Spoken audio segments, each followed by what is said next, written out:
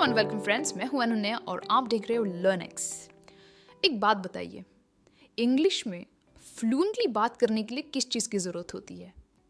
Sentence structures, grammar, vocabulary, पर उससे भी इम्पॉर्टेंट है प्रोनंसिएशन। भले ही आप बेसिक इंग्लिश के वर्ड्स जानते हो, पर अगर आप उन्हें सही तरीके से प्रोनाउंस कर पाओगे तो आपकी इंग्लिश डेफिनेटली फ्लुएंट साउंड करेगी। तो आज के इस लेसन में हम सीखेंगे 30 कॉमनली मिसप्रोनाउंस्ड एवरीडे वर्ड्स। ये बहुत ही कॉमन वर्ड्स है और ये वर्ड्स हम लगभग रोज़ हमारी एवरीडे कॉन्वर्सेशन में यूज़ करते हैं।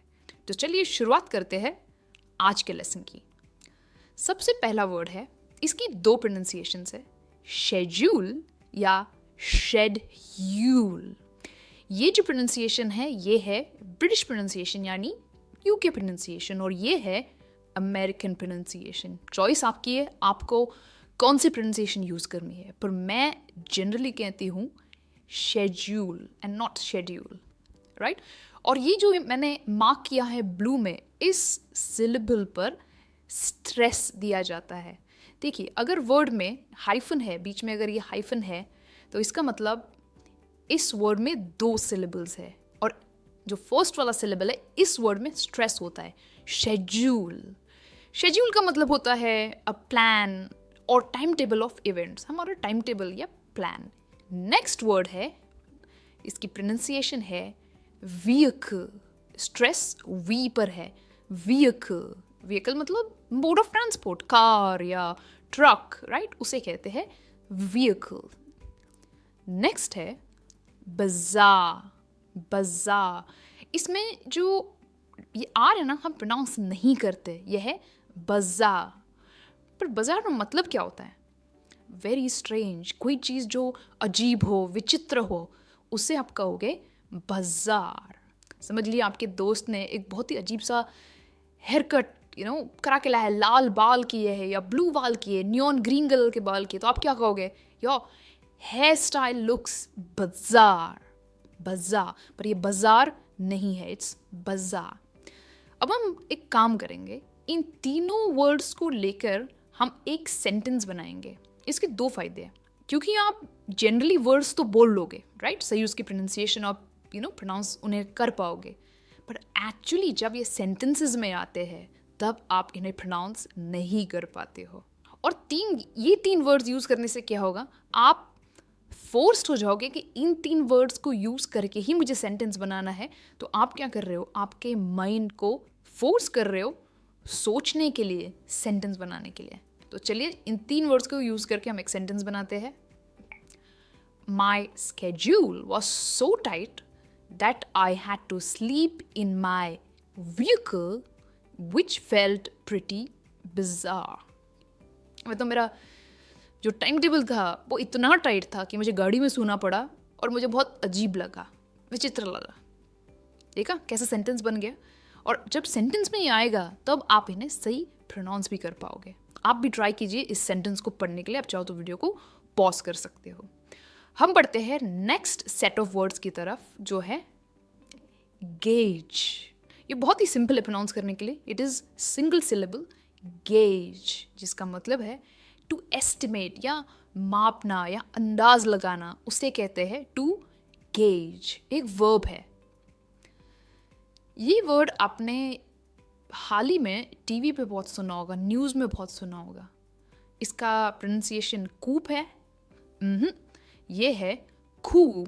खू, इसमें जो पी है ये प्रोनाउंस नहीं होता है, खू। पर खू का मतलब क्या है? खू का मतलब है टेक ओवर ऑफ पावर, यानी कहते हैं ना तख्ता पलट कर दिया, उसे ही कहते हैं खू। समझ लीजिए किसी मिलिट्री ने एक सिविलियन गवर्नमेंट पर टेक ओवर कर लिया तो उसे कहेंगे खू। नेक्स्ट है, इसकी भी दो प्रोनाउंसिएशंस है, नीश आप कह सकते हो या निच। दोनों भी प्रोनाउंसिएशंस परफेक्ट है। मैंने बहुत ढूंढा कि क्या ये ब्रिटिश प्रोनाउंसिएशन है या क्या दूसरी अमेरिकन प्रोनाउंसिएशन है, मुझे ऐसे कोई इसका एविडेंस नहीं मिला। तो आपकी जो मर्जी आप इसे प्रोनाउंस कर सकते हो। ये हो सकता है मिश या मिच। पर इसका मतलब क्या है? इसका मतलब है स्पेसिफिक एरिया ऑफ इंटरेस्ट और स्पेस। जैसे मेरा स्पेसिफिक इंटरेस्ट है इंग्लिश लर्निंग के वीडियोस बनाना, ये मेरा नीश है, राइट? और मैं जनरली ये प्रोनाउंसिएशन को यूज़ करती हूँ, निश। चलिए देखते हैं, तीनों को यूज़ करके हम सेंटेंस बनाते हैं। शी फाउंड हर निश in journalism just before the political coup, and now she has to gauge every word carefully. देखिए सेंटेंस क्या है ये इंपॉर्टेंट नहीं है, हमने कैसे इन तीनों वर्ड्स को यूज़ किया है ये इंपॉर्टेंट है, ताकि हम इसे सही तरीके से बोल पाए। आप भी पॉज करके इस सेंटेंस को पढ़ने की कोशिश कर सकते हैं। बढ़ते हैं नेक्स्ट सेट ऑफ 3 वर्ड्स की तरफ। इसकी प्रोनाउंसिएशन है जॉनरा, जॉनरा, और जो स्ट्रेस है वो जॉन पे आता है, जॉनरा। इसका मतलब है स्टाइल या कैटेगरी, जैसे हम कहते हैं ना श्रेणी। जैसे मूवी का एक जॉनरा होता है, जैसे कॉमेडी मूवीज़ या एक्शन मूवीज़, ये एक जॉनरा है। नेक्स्ट है रॉन डे वो, स्ट्रेस रॉन पर है, रॉन्डेवू, बहुत ही ब्यूटीफुल वर्ड है ये, रॉन्डेवू। रॉन्डेवू का मतलब है अ प्री अरेंज्ड मीटिंग, तय मुलाकात, उसे ही कहते हैं रॉन्डेवू। नेक्स्ट है, आप कहोगे बहुत ही सिंपल है, पर इसमें भी गलती होती है। इसकी सही प्रोनाउंसिएशन है क्लोथ्स, क्लोथ्स। काफ़ी सारे लोग यहाँ पर TH की जगह D बोलते हैं, राइट? क्लोथ्स, वो भी गलत नहीं है, but the right pronunciation is clothes. और यहाँ पे O साउंड आता है। देखिए डिफरेंस, देखिए, clothes and clothes, there is a difference there. At the rendezvous, everyone wore clothes that matched the sci-fi genre of the party. यानी party की जो थीम थी वो sci-fi थी, राइट? और उस पार्टी में लोगों ने उस जॉनरा के कपड़े पहने थे। ऑल राइट, बढ़ते हैं नेक्स्ट सेट ऑफ वर्ड्स की तरफ। इसे कहते हैं एनेक्डोट, एनेक्डोट। जो स्ट्रेस है वो ए पे आता है, एनेक्डोट। एनेक्डोट का मतलब होता है किसी सच्ची घटना की छोटी और मज़ेदार कहानी। और ये जनरली स्पीकर्स यूज़ करते हैं, जो स्पीच देते हैं, वो जब कहानी बताते हैं अपनी स्पीच के दौरान, उसी कहते हैं एनेक्डोट, एनेक्डोट। नेक्स्ट है फॉक्स, कहेंगे इसे। इसकी प्रोनाउंसिएशन है फो, फो। और इसका मतलब भी बहुत ही इंटरेस्टिंग है। इसका मतलब है फेक और आर्टिफिशियल, यानी कि नकली। जैसे हम कहते हैं ना कि वो लेदर की बैग नहीं है, इट्स अ फो bag, it means it's a fake bag. Next word है क्वोट, क्वोट। क्वोट का मतलब होता है वर्ड्स और स्टेटमेंट्स सेड और रिटन बाय समवन एल्स। जब किसी ने कुछ बोला और आप उसे दोहरा रहे हो, तब आप उसे क्वोट कर रहे हो। जनरली आप न्यूज़ चैनल्स पर देखते हो क्वोट अनकोट। जनरली ये रिपोर्टर्स जो होते हैं वो ये ज़रूर यूज़ करते हैं, quote unquote. She shared an anecdote about buying a faux leather bag that had a funny quote printed inside. काफ़ी इंटरेस्टिंग सेंटेंस है। आप इसे पॉज करके इसे पढ़ने की कोशिश कीजिए और जोर से पढ़िए, ताकि इन वर्ड्स की प्रोनाउंसिएशन क्लियर आए। बढ़ते हैं नेक्स्ट सेट ऑफ वर्ड्स की तरफ। ये है नम, नम। हम इसमें बी प्रोनाउंस नहीं करते, इट इज़ नम। नम का मतलब है सुन्न पड़ जाना। अगर आप बर्फ पर बहुत देर तक अगर हाथ रखो तो कैसे फील होता है? सुन्न हो जाता है हाथ, राइट? उसे कहते हैं नम। नेक्स्ट है केओस, के पर इसका स्ट्रेस है, इट्स केओस। केओस यानी अफरा तफरी या भगदड़, कंप्लीट डिसऑर्डर, उसे कहेंगे केओस। नेक्स्ट है, इसे आप कह सकते हो स्टेटस या status.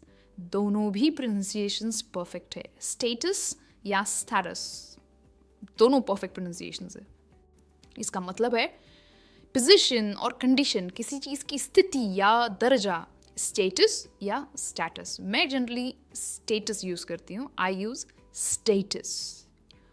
The hospital was in chaos, my hands were numb and no one knew the status of the injured.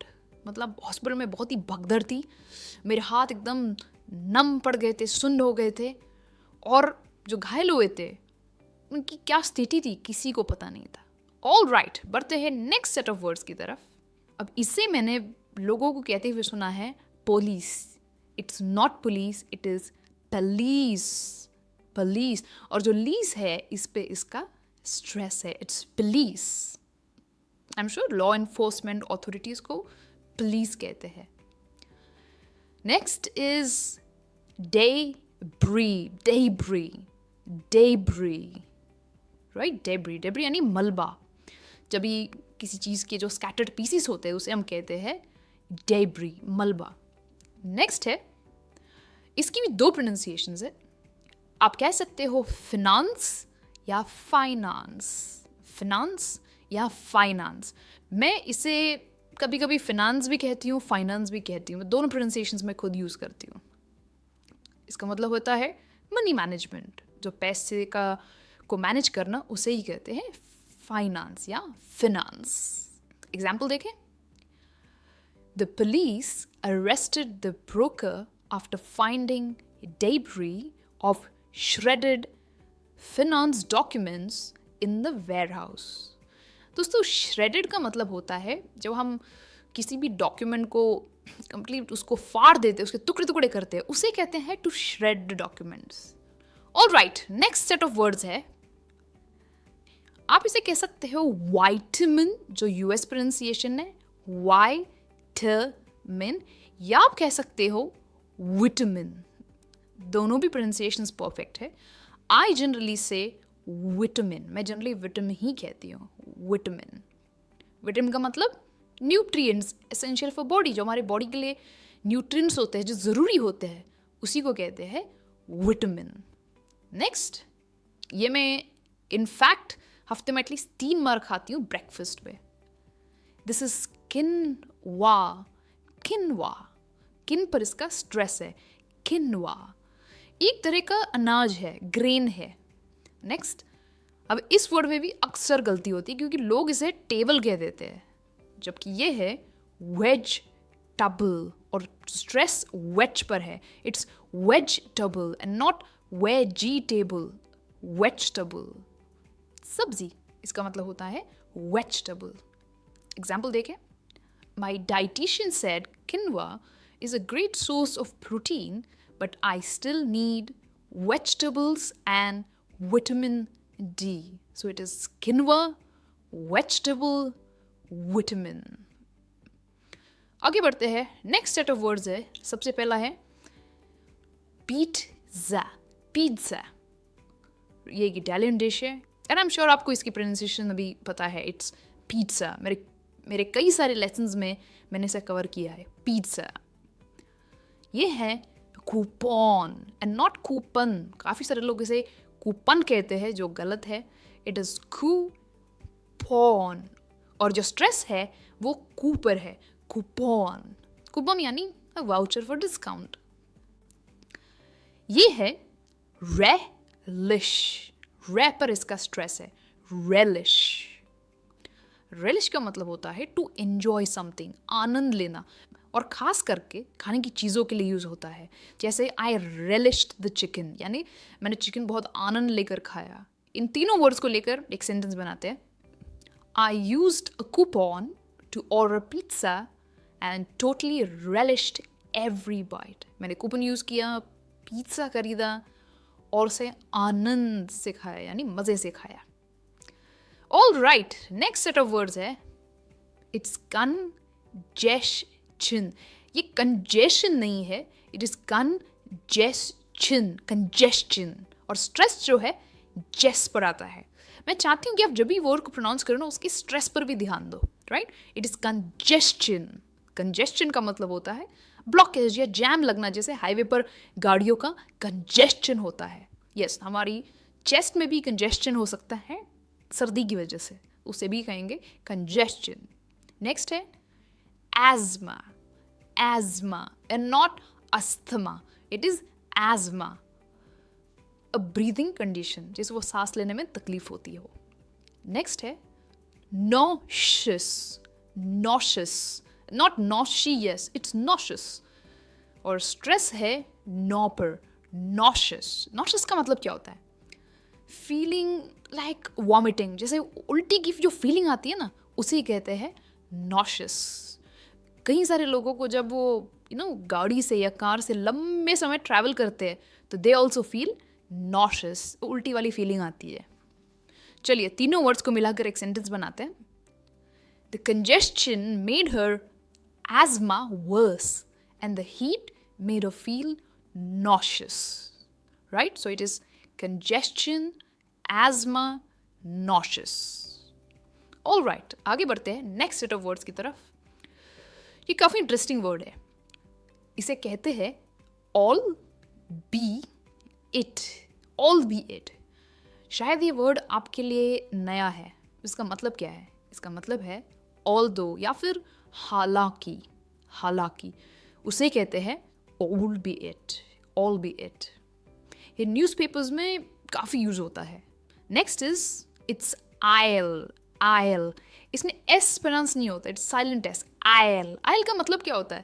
Passage between two seats. अगर आप एक प्लेन में हो, फ्लाइट में हो, तो दो सीट्स के बीच में जो एक गलियारा होता है उसी को कहते हैं I'll, I'll।